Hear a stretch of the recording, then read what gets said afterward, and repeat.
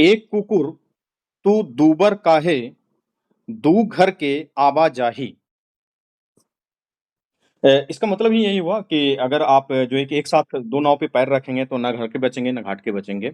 इसलिए ये भोजपुरी कहावत है, भोजपुरी क्षेत्र में बहुत प्रसिद्ध कहावत इसमें कहा गया है कि आज के समय में भी ये कहावत पूरी तरीके से लागू होता है कि जैसे कोई छात्र है, वो पढ़ने के लिए जब जाता है, वो पढ़ने के समय में पढ़ाई करने के साथ-साथ जो है कि कमाई करने का भी सोचता है। ना वो ठीक से पढ़ाई कर पाता है, ना कमाई करता है। अभी आप छात्र का ही उदाहरण ले लें, वो पढ़ाई के साथ-साथ जो है कि प्यार वगैरह के चक्कर में पड़ता है। ना ही उसे पढ़ाई उसकी कंप्लीट हो पाती है, ना उसे सफलता मिल रही है, ना प्यार ठीक से मिल रहा है। तो कोई एक काम एक व्यक्ति को एक समय में करना चाहिए। कोई व्यक्ति आपने देखा होगा जब कॉर्पोरेट में नौकरी करता है, तो कॉर्पोरेट में नौकरी करने के साथ-साथ बिज़नेस करने की भी सोचता है। ना उसे नौकरी में तरक्की मिल पाती है, ना उसका बिज़नेस सही से चल पाता है। तो जहाँ आपका फ़ोकस भटकेगा, एक जगह से 2 जगह फ़ोकस जाएगा, तो वो स्थितियाँ आएँगी ही। वो वही इस कुत्ते के बारे में कहा जा रहा है कि कुत्ता तुम दोनों घर में खाने जाते हो, फिर भी तुम दुबले-पतले हो, क्यों? ये व्यंग्य के तौर पे कहा जाता है, ये भोजपुरी का कहावत एक व्यंग्यात्मक कहावत है। ठीक है?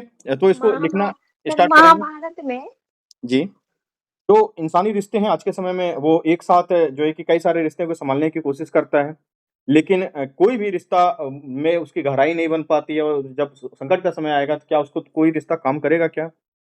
नहीं कर पाएगा। यानी वही कुत्ते वाली स्थिति हो जाएगी कि आपने किसी एक चीज़ को बहुत गहराई से नहीं किया। मान लीजिए कि एक बच्चा है वो कोचिंग में एडमिशन लेता है, वो इस कोचिंग में भी एडमिशन लेता है, उस कोचिंग में भी एडमिशन लेता है, ऑनलाइन कोर्स इतना सस्ता है, ₹500 उसको देता है, ₹200 उसको देता है, ₹300 उसको देता है और 4 मास्टर का नोट्स अवेलेबल करवाता है और 5 गुरुजी के जो है कि पीडीएफ ले लेते हैं। उसके बाद वो किसी भी एक पीडीएफ को, एक मटेरियल को ध्यान से पढ़ नहीं पाता है और हालात ये होता है कि जब एग्ज़ामिनेशन में लिखने के लिए इस स्थिति में जाता है, तो वो कुछ भी नहीं लिखने की स्थिति में रह पाता है। तो ये कहावत उसको भी चरितार्थ करता है। आप इकोनॉमी पॉलिसी में बात करें, तो अगर आपने इकोनॉमी पॉलिसी को ठीक नहीं बनाया है, थोड़ा-सा प्राइवेटाइज़ेशन कर लेंगे, थोड़ा-सा इधर कर लेंगे या क्या कहते हैं, इकोनॉमी पॉलिसी में ही रखेंगे कि आपने अच्छे से कोई पॉलिसी नहीं बनाई, किसी एक सेक्टर पे फ़ोकस नहीं किया, आप थोड़ा-थोड़ा, थोड़ा करके सब में कुछ-कुछ कर रहे हैं, तो क्या वो देश विकास कर पाएगा, राष्ट्र विकास कर पाएगा?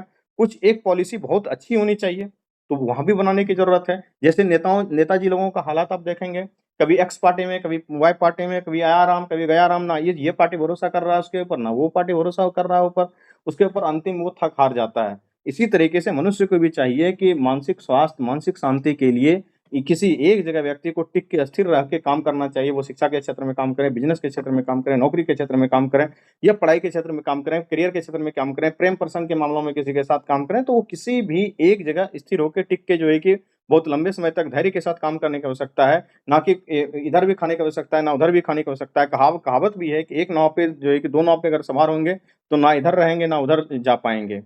कोई व्यक्ति अपने जीवन में अगर लक्ष्य से भटक जाए, कभी इधर जाने का प्रयास करे कि कभी मैं जो है कि बिज़नेस कर लेता हूँ, कभी मैं आईएएस की तैयारी कर लेता हूँ, कभी मैं पीसीएस दे लेता हूँ, कभी मैं एसएससी दे लेता हूँ, कभी मैं बैंकिंग दे लेता हूँ। ना उससे एसएससी निकलना, ना बैंकिंग निकलना, ना पीसीएस निकलना, अंत में वो थक हार जाएगा वो व्यक्ति और दुबला-पतला हो जाएगा जिस तरीके से कि ये कुत्ता जो है कि दुबर-पातर हो गया है।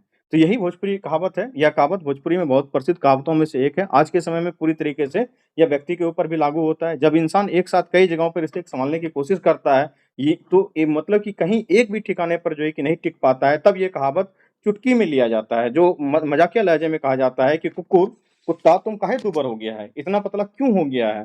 क तो वो कहा जाता है कि तू 2 घर में आवाजाही करता है, एक घर यहाँ भी जाता है, एक घर वहाँ भी जाता है, यानी हर जगह भटकते रहता है, कहीं का ठिकाना नहीं है, इसलिए तुम क्या हो जाता है? कमज़ोर हो जाता है। तो इसका मतलब ये है ना कि सर इसके इंसान एक्सेप्शन। तो इसका अर्थ ही है कि इंसान अगर हर जगह मुँह मारेगा तो अपना हित कहीं अगर हर जगह अपना हित ढूँढने का प्रयास करेगा तो कहीं भी वो नहीं ढूँढ सकेगा। कहीं भी उसका ना शरीर टिकेगा, ना मन टिकेगा, ना इधर का रहेगा, ना उधर का रहेगा। थक-हार कर वो कमज़ोर और स्थिर हो जाएगा।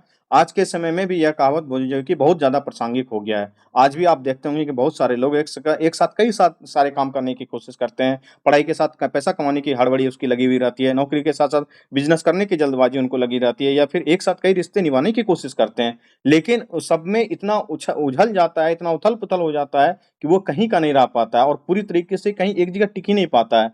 आज के युवा पीढ़ी में तो इस तरीके का जो है कि भटकाव बहुत भयंकर हो गया है। आज का युवा पीढ़ी अक्सर एक जगह तो फ़ोकस तक नहीं कर पाता है। आप उसको कह दीजिए कि एक जगह तुम बैठ के 3 घंटा पढ़ाई कर लो तो 5 बार तुम मोबाइल खोलेगा और 4 बार रील देखेगा। तो यह भी कह सकते हैं ना कि युवाओं को लगता है ना कि वो सोचता है कि मैं यह भी कर लूँ, वह भी कर लूँ। एक साथ मल्टी डायमेंशनल आप बहुत नई हद तक नहीं हो सकते हैं। और अंत में ना तो वो कोई काम ढंग से कर पाता युवा, ना उसके मन को शांति मिलती है, ना काम पूरी होती है। ठीक है? तो कहा भी जाता है कि दो नाव पे अगर सवारी करेगा आदमी तो आखिर में वो डूब ही जाएगा।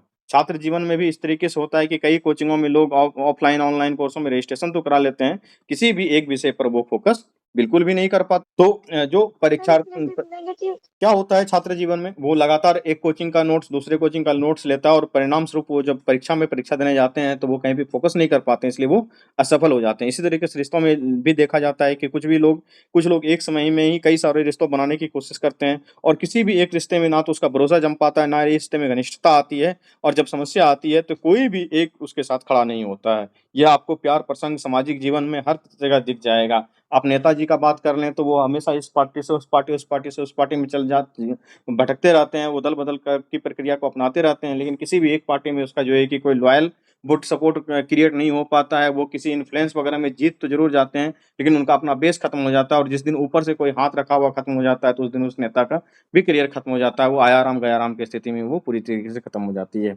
इसी तरीके से अगर हम देखें कि जब भाग-दौड़ में लगे रहने वाला व्यक्ति मानसिक स्थिति से प्रभावित होता है, ना उसे आराम मिलता है, ना उसे संतोष मिलता है, ना उसको उसकी नींद पूरी होती है, ना उसका भूख पूरा होता है और मनोबल से भी उसकी प्रभावित होते रहती है और ठीक उसी तरीके से जैसे कहा गया है कि कुत्ता 2 घरों के बीच भटकते-भटकते कमज़ोर हो जाता है, वैसे इंसान ही जो है कि हर ओर भागते-भागते थक जाता है। यह कहावत सुनने में जितना मज़ाकिया लगे आपको, लेकिन जीवन में उतना ही ये गूढ़ रहस्य को बताता है और ये जीवन के लिए काफ़ी उपयोगी है। ये हमें बता देता है कि एक समय के साथ कई जगह भटकने पर व्यक्ति कमज़ोर हो जाता है, चाहे वो शारीरिक कमज़ोरी आए उसमें, चाहे वो मानसिक कमज़ोरी आए, चाहे मानसिक थकावट आए या रिश्तों में टूटन आए, लेकिन वो टूटना ज़रूर है। तो हमें इस कहावत को सिर्फ़ बोलचाल में का हिस्सा नहीं बनाना चाहिए, बल्कि इसे जो है कि संदेश के रूप में अपने जीवन में उतारना चाहिए। एक कुत्ता पतला हो गया, तो आप उसको बताएँगे कि रिश्ता टूट रहा है, रिश्ता पतला हो रहा है, मनुष्य थक रहा है। कुत्ता पतला हो गया क्या क्या मतलब है? मनुष्य थक रहा है।